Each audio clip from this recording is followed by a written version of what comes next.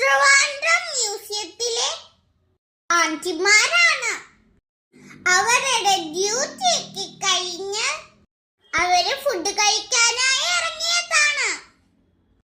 അവര് ഫ്രണ്ട്സ് എല്ലാം കൂടി എന്ത് സന്തോഷത്തോടെ